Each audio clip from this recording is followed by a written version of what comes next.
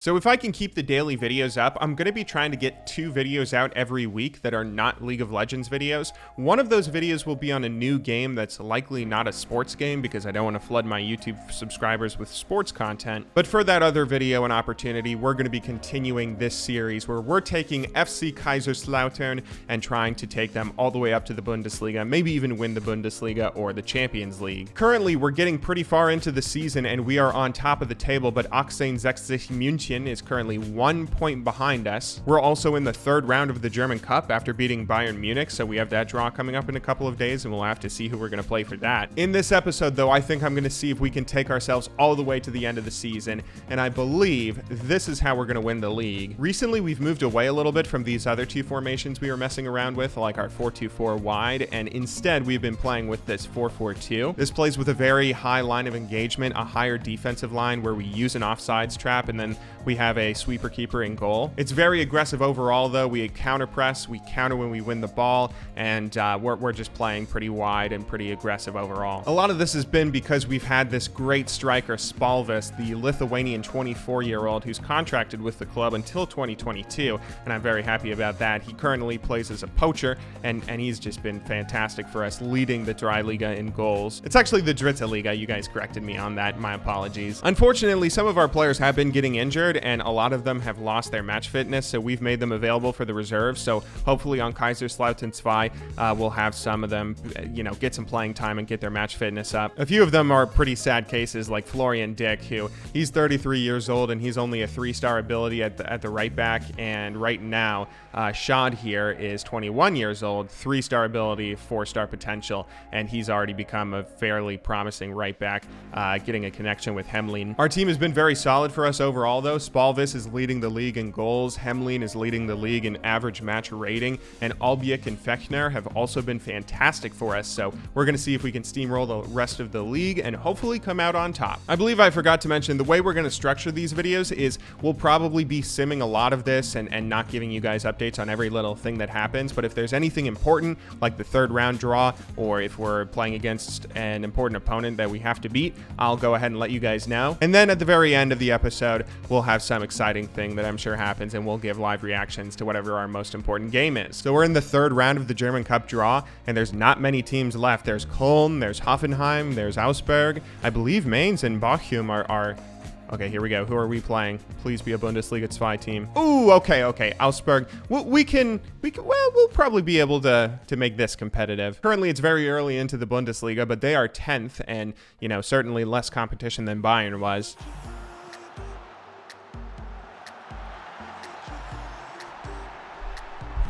Oh my goodness, was that not offsides? Here in our very first game, Hemlin to Spalvis. That combination has just been deadly. I've been thinking about maybe we should sell Hemlin at some point in the not too distant future, but wow, that was onside and everything. That was a beautiful play. So after playing our first match against Jena, we were able to beat them 3-0 pretty handedly, and now we play 1860 München at home on TV. And on top of that, things are looking pretty good because München lost their most recent game. They got beat by Meppen, it seems, and now we have a much more comfortable lead against them. So hopefully we can still beat them and really start pulling away for the league. 15 matches in a row now without losing. So the day has come. We're playing against München. They are 2nd in the Dritte Liga, and they also use a 4-4-2, but they are much more cautious about their own play. Here we go. This is for all the marbles. We can do this. The league isn't over by us winning this, but this will give us a considerable lead. It will be tough to lose the league if we're able to get this victory. Here we go.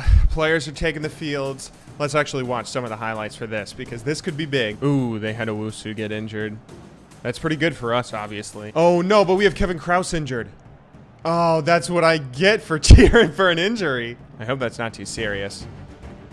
We were just getting some synergy with Poss on the back line. Ooh, it's halftime right now, and nobody has scored yet. They have had more shots, but equal amount of shots on target and fairly equal possession. I'm not happy with your performance out there. I want the team to know that. We're not playing for a tie. We want the win. Klinsmann takes it really far out. Zuck intercepts. He's making a run. Piata. Spalvis, you're in? Yes, you're in! There we go. Good job. 14th goal of the season. Lucas has been amazing for us, dude. We have a beautiful stadium, too. Look at that big old TV we got. That was a really great run by Zook. I'm impressed by that. And great awareness to find Spalvis there.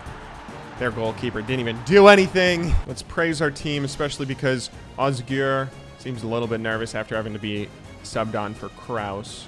But you've done well so far, man. We're in the 80th minute. Please tell me someone wins the ball. That's not Lacazette, the real Lacazette, is it? Oh, no. He's... Good save! Oh, my word. Thank you, Klinsmann. Extra time. 90th minute. The game's over. They're not scoring this. If I say it, it will be true. And there we go. We get the 1-0 victory. Woo, boy. That was a very even match. 53% to 47% possession. Equal shots. We just had a few more on target. And our wonderkind getting us that victory. Good job, everyone. A good win, boys. Well done. So with that victory, that puts us up to 40 points. 7 points ahead of Muench and 8 points ahead of Zwickau. Unfortunately, Kraus did get injured, and he's going to be out for 5 to 7 weeks. But hopefully we can steamroll the rest of the competition and really secure this league championship. Okay, suddenly we have Lucas Paas, who also got injured, and he's out for 2 to 3 weeks. So we don't actually have many players left that we can play. Look at this injury bug. Spalvis is on international duty, but Hemling is on a red card, and then both of our central defenders are out. Thankfully, Gottwald is still here, the Turkish kid, as well as this guy, another Turkish kid. Okay, thank God for the Turks. Okay, the injury bug is really starting to bite us. Hendrik Zook is now injured. He's going to be out for at least 4 to 5 weeks. We might want to give him an injection so that he can play for this next match, because I actually didn't even notice, but our next match is against the third table team, Zwickau. They are third in the Dritte Liga, and if we could also beat them, that would just be fantastic. I'm going to give him the injection, and hopefully it pays off. He'll be out for 6 to 7 weeks, but if we can win this next match, I think that'll be worth it. Even with Zook playing, we still have a few players that aren't super match fit, in particular our 2 Turkish defenders. However, one of them just saved our asses and got us an early goal. Who was it? Show me that replay. Fechner. He gets it back to Gottwald, and Gottwald, look at this ball. Beautiful ball down to Zook, and see, that's why we give him an injection and get him playing in this game. Is that a red card? Okay, that's a red card. Shoot. I'm not too sure how we want to deal with that. You know what? I think I'm actually going to keep our formation. We're going to have a hole at left back, and then let's just knock it down to balance. Zook to Albiek.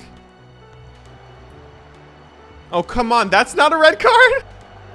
Klinsmann sends it really deep, all the way down to Beata, who takes the shot. What the what? Was that was an assist by our goalie. What a goal. And what a kick. Klinsmann just like nobody's business, kicking it all the way up to our striker. A beautiful first touch and left-footed.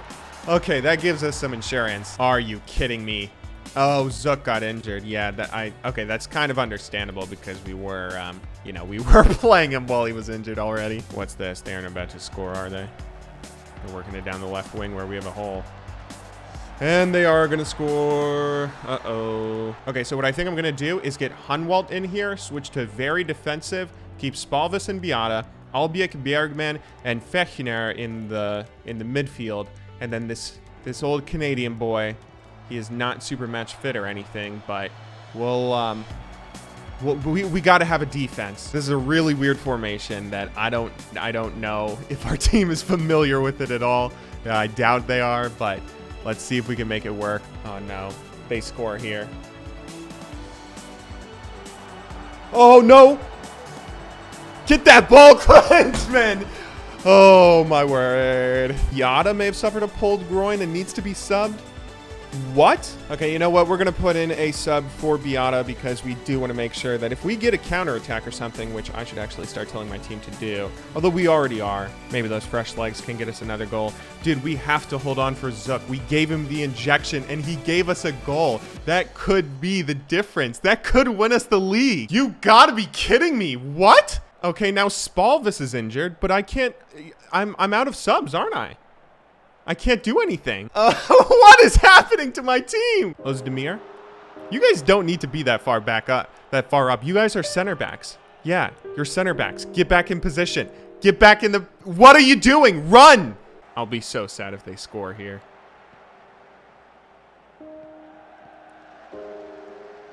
Come on.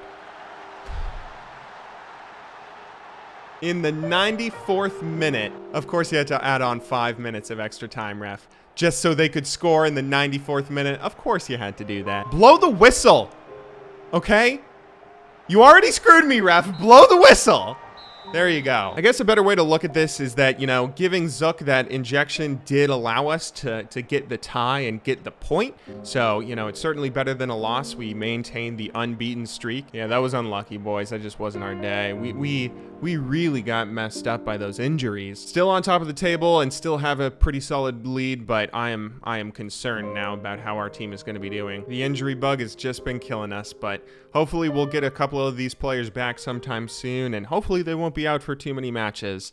So over the past 24 hours, I've been thinking about how we want to approach the rest of the year, and I think I have an idea. Currently, we're sitting negative with our payroll budget as well as with a transfer budget of 0, which is not great. However, the board is willing to increase possibly at least our payroll if we're able to increase our goals and say that we're going to be trying to win the league instead of just getting automatic promotion. We only have to play 4 more games until the transfer window opens, so we'll play through those 4 games and see where we sit. If we're still on top and with a considerable lead, we might consider selling some of our players, as well as looking to bring in some more young kids that will help us in the Bundesliga 2 next year. But there are a lot of teams that are still pretty close behind us, so if any of them start catching up, we might sign another player that could help us this year right away, especially if our team keeps on getting injured, because we just keep getting decimated with injuries. A lot of the teams we play in the immediate future aren't super good, so hopefully we'll be able to beat them and then finish the year off by beating our toughest competition in our last few games. Well, boys, the unbeaten streak finally comes to an end. After 18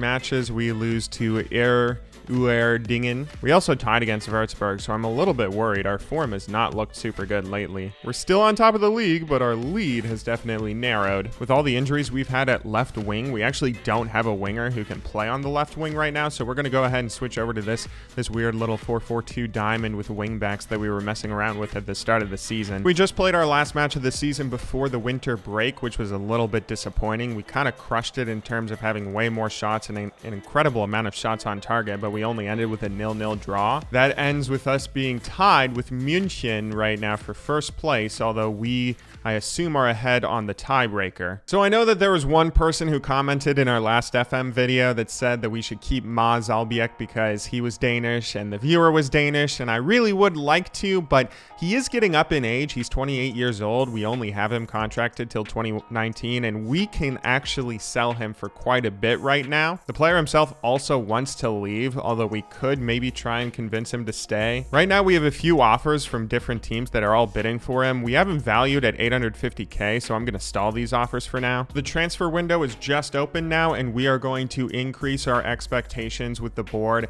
asking them to increase our payroll budget, saying that we're going to try and win the league. They grant our request. I also made a separate request for an increased payroll budget, so we're in a pretty good, exciting position right now. Because we're probably losing Albiek, we're going to be trying to sign this kid, Daniel Pellegrini. He has the potential to be a Bundesliga 2 player in the future. He's already 2 stars and can potentially go all the way up to 5 stars. But more importantly, he does not have much compensation required, and he doesn't really have too crazy of a salary. I think we might also try and get this kid, Guillermo McDonald from the US. He's a regen who we don't know how much he could improve by in the future, but virtually no compensation and a very cheap salary. We get a really nice contract for him.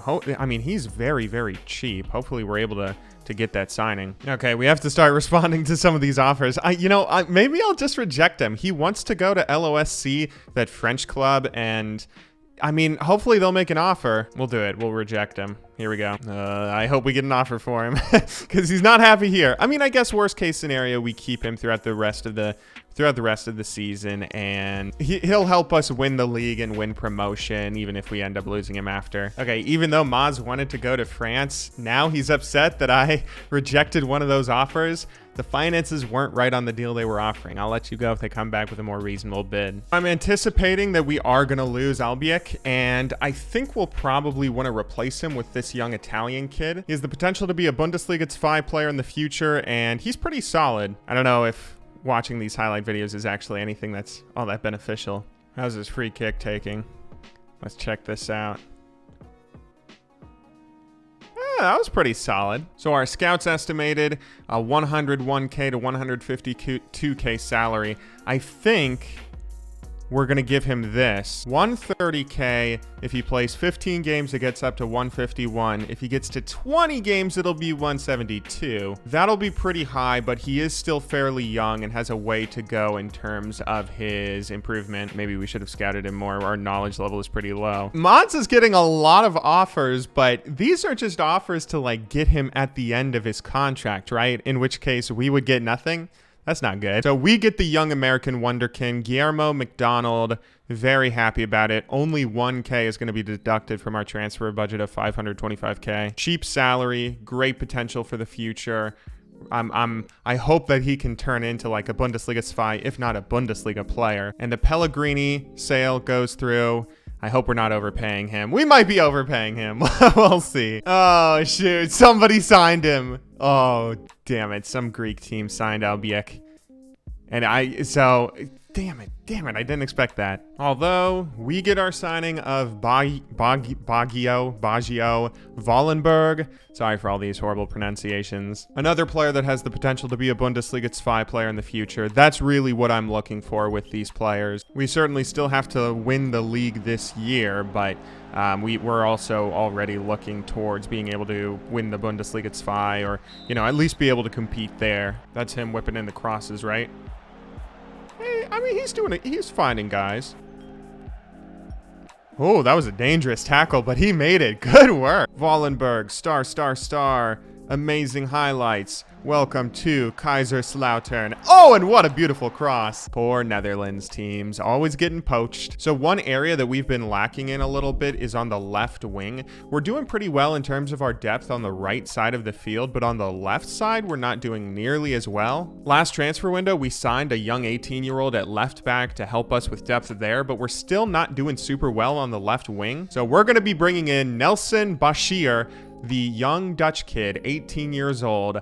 I mean, look at all these positions he can play. It was actually recommended to us to bring Guillermo McDonald all the way up to the main team, even though he was automatically assigned to the under-19, so I'm really happy about that. Already able to have an influence for us. Okay, so to summarize, we had quite a bit of action here in the transfer market. Lucas Poss was our last signing that we did in the previous transfer market. This time we went out and got 4 separate guys. Daniel Pellegrini, an Italian midfielder on the aggressive offensive side who's very exciting.